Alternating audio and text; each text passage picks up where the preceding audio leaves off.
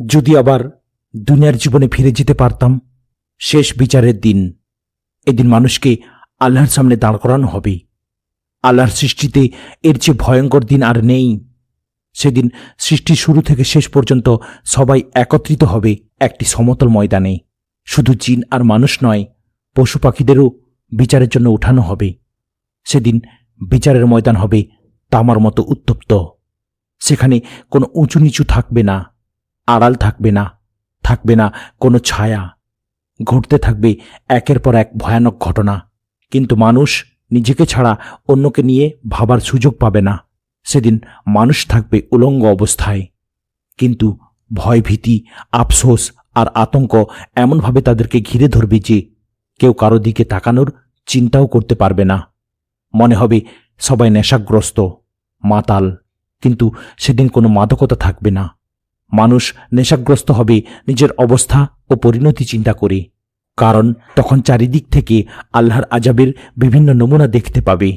মাথার একটু ওপরেই থাকবে সূর্য, মানুষ থাকবে ঘর্মাক্ত, এক একজনের ঘাম এক এক রকম হবে, কারো গোড়ালি পর্যন্ত, কারো হাঁটু পর্যন্ত, কারো কোমর পর্যন্ত, আবার কেউ ঘামের ভেতরেই ডুবে যাবে। এই অবস্থায় কেউ কোনো কথা বলার অনুমতিও পাবে না।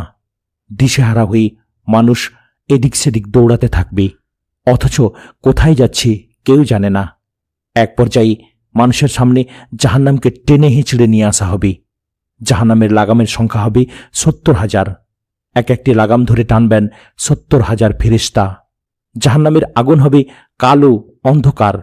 আগুনের লেলিহান শিখা দেখে মানুষ বলতে থাকবে, হায়, যদি আমাদেরকে আবার দুনিয়ায় পাঠানো হতো।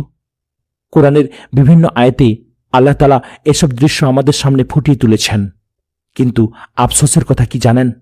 আমরা এসব বিষয় নিয়ে চিন্তা করি না, মনের পটে এর ছবি ফুটিয়ে তোলার চেষ্টা করি না। যদি আমরা কোরআনের আয়াতে বর্ণিত বিষয়গুলো নিয়ে চিন্তা করতাম, তাহলে আমাদের সামনে সবকিছু পরিষ্কার হয়ে যেত।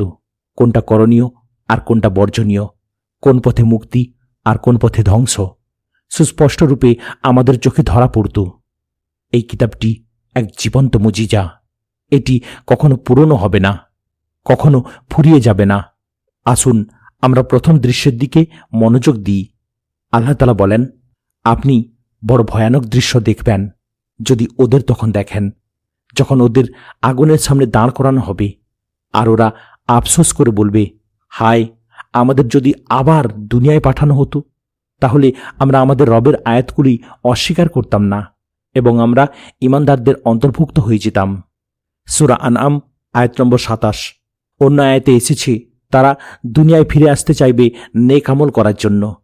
আল্লাহ বলেন, আপনি বড় করুণ অবস্থা দেখবেন যদি আপনি ওদের তখন দেখেন, যখন অপরাধীরা আপন রবের সামনে মাথা নত করে দাঁড়িয়ে থাকবে এবং বলবে, হে আমাদের রব, আমরা দেখলাম ও শুনলাম, এখন আমাদের পুনরায় দুনিয়ায় পাঠিয়ে দিন যাতে আমরা নেক আমল করতে পারি।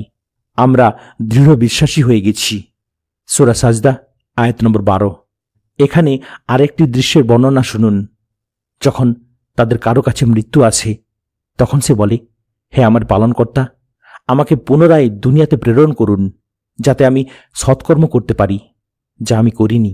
কখনোই নয়, এ তো তার একটি কথার কথা মাত্র। তাদের সামনে পর্দা আছে পুনরুত্থান দিবস পর্যন্ত।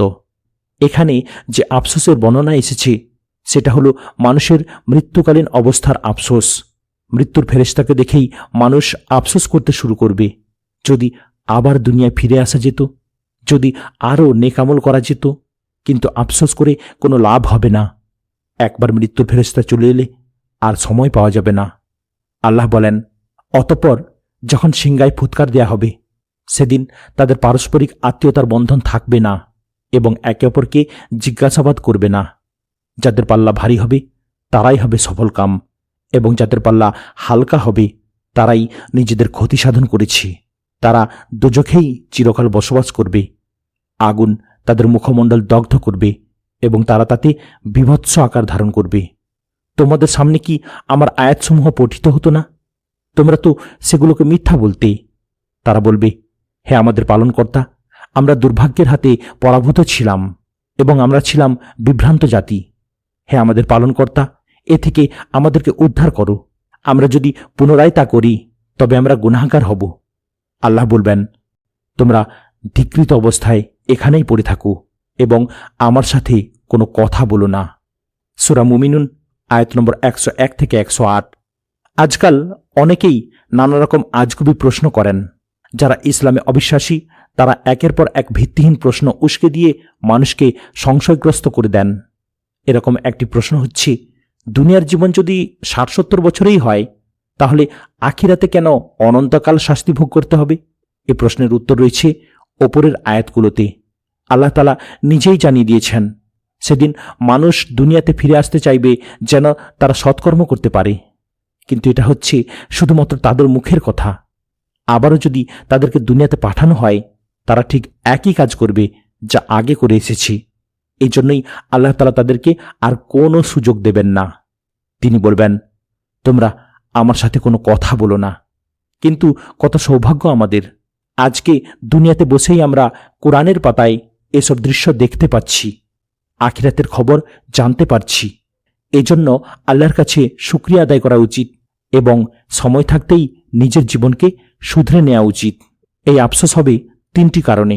ওপরের আয়াতগুলো লক্ষ্য করলে দেখা যায় তারা 3টি কারণে এই আফসোস করবে। নাম্বার 1, আল্লাহর আয়াতসমূহকে অস্বীকার করার কারণে। নাম্বার 2, ঈমান না আনার কারণে। নাম্বার 3, নেক আমল না করার কারণে। ইসলামের মৌলিক যে 3টি বিষয় অর্থাৎ তাওহীদ, রিসালাত ও আখিরাত, সেগুলোকেই তারা অবিশ্বাস করত। 1 নম্বর, আল্লাহ তাআলা মানবজাতির সফলতার জন্য যে কিতাব অবতীর্ণ করেছেন সেই কিতাবের আয়াতসমূহকে তারা অস্বীকার করত। রাসূল সাল্লাল্লাহু আলাইহি সাল্লামের রিসালাতকে তারা মানত না।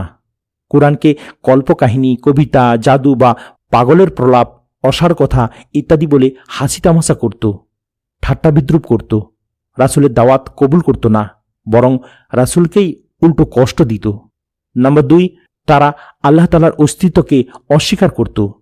আল্লাহর একত্ববাদে সংশয়বাদী ছিল, তাঁর প্রতি ঈমান আনেনি, তাওহীদ অবলম্বন করেনি, ইসলাম গ্রহণ করে মুমিনদের অন্তর্ভুক্ত হয়নি।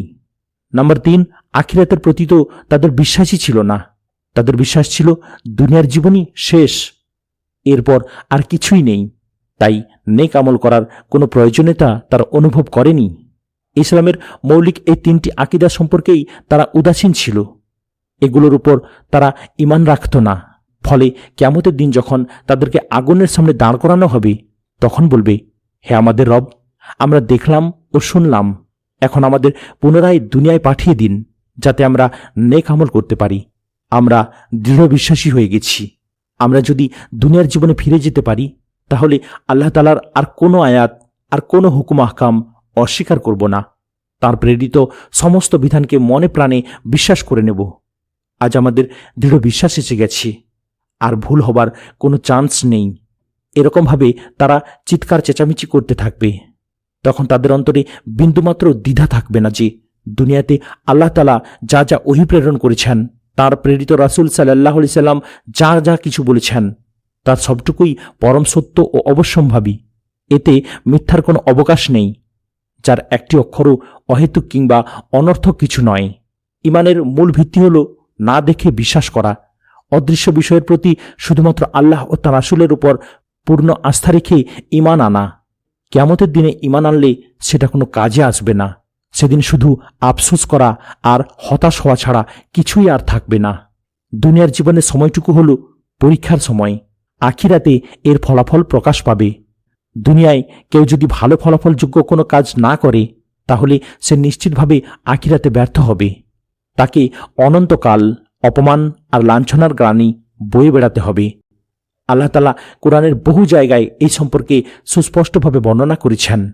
সহজে অনুধাবনের জন্য এ বিষয়ে সুস্পষ্ট 6টি আয়াত আমরা আপনাদের নজরে আনছি। চলুন দেখে নেওয়া যাক। আমি তোমাদের যে রিজিক দিয়েছি, তোমাদের কারো মৃত্যুর সময় আসার পূর্বেই তা থেকে খরচ করো, অন্যথায় সে সময় সে বলবে, হে আমার রব, তুমি আমাকে আরও কিছুটা অবকাশ দিলে না কেন? তাহলে আমি দান করতাম এবং নেককার লোকদের অন্তর্ভুক্ত হয়ে যেতাম। সূরা মুনাফিকুন আয়াত নম্বর 10। আর ভয় করো সেই দিনকে যেদিন কেউ কারো সামান্যতম কাজে লাগবে না, কারো পক্ষ থেকে সুপারিশ কবুল করা হবে না, বিনিময় নিয়ে কাউকে ছেড়ে দেয়া হবে না এবং অপরাধীরা কোথাও থেকে কোনো রকম সাহায্যও পাবে না। সূরা বাকারা আয়াত নম্বর 48। অতঃপর আপনি জানেন ওই কর্মফল দিনটি কি। এটি সেই দিন যেদিন কেউ কারো উপকার করতে পারবে না এবং সেদিন সব কর্তৃত্ব হবে আল্লাহর। সূরা ইনফিতার আয়াত নম্বর 18 এবং 19। আর যারা তা অবিশ্বাস করে তারাই আসলে ক্ষতিগ্রস্ত। সূরা বাকারা আয়াত নম্বর 121। সেখানে তারা অপরাধীদের জিজ্ঞেস করতে থাকবে, কিসে তোমাদেরকে জাহান্নামে নিয়ে এসেছে? তারা বলবে, আমরা সালাত আদায় করতাম না, অভাবীদের খাবার দিতাম না, আমরা সমালোচকদের সাথে সমালোচনা করতাম এবং প্রতিফল দিবস মিথ্যা মনে করতাম। শেষ পর্যন্ত আমরা সে নিশ্চিত জিনিসের মুখোমুখি হয়েছি। সূরা মুদ্দাসির আয়াত নম্বর 41 থেকে 47। কাজেই তুমি সন্দেহকারীদের অন্তর্ভুক্ত হইও না এবং যারা আল্লাহর আয়াতকে মিথ্যা বলেছে তাদের মধ্যেও সামিল হইও না, তাহলে তুমি ক্ষতিগ্রস্তদের দলভুক্ত হবে। সূরা ইউনুস আয়াত নম্বর 95। আফসোসের দিবসের সেই করুণ প্রথম আফসোস ও তার অবস্থার বর্ণনা রাসূলুল্লাহ সাল্লাল্লাহু আলাইহি ওয়াসাল্লামও দিয়েছেন। একটি হাদিসই অনুভূতি জাগাতে যথেষ্ট। আবু হুরায়রা রাদিয়াল্লাহু তাআলা আনহু থেকে বর্ণিত, তিনি বলেন, রাসূল সাল্লাল্লাহু আলাইহি সাল্লাম সাহাবীদের প্রশ্ন করলেন, তোমরা কি জানো সবচেয়ে দুর্ভাগা গরিব কে? সাহাবীগণ বললেন, আমাদের মধ্যে সবচেয়ে গরিব হচ্ছে সেই ব্যক্তি যার কোনো দিরহামও নেই, কোনো সম্পদও নেই। রাসূল সাল্লাল্লাহু আলাইহি ওয়াসাল্লাম বললেন, আমার উম্মতের মধ্যে সেই ব্যক্তি হচ্ছে সবচেয়ে দুর্ভাগা গরিব, যে কিয়ামত দিবসে সালাত, সিয়াম, জাকাত সহ বহু আমল নিয়ে উপস্থিত হবে এবং এর সাথে সে কাউকে গালি দিয়েছে, কাউকে মিথ্যা অপবাদ দিয়েছে, কারো সম্পদ আত্মসাৎ করেছে, কাউকে হত্যা করেছে, কাউকে মারধর করেছে ইত্যাদি অপরাধও নিয়ে আসবে। অতঃপর সে যখন বসবে তখন তার নেক আমল হতে এ ব্যক্তি কিছু নিয়ে যাবে, ও ব্যক্তি কিছু নিয়ে যাবে। এভাবে সম্পূর্ণ বদলা নেয়ার আগেই তার নেক আমল নিঃশেষ হয়ে গেলে তাদের গুনাহসমূহ তার উপর চাপিয়ে দেয়া হবে, তারপর তাকে জাহান্নামে নিক্ষেপ করা হবে।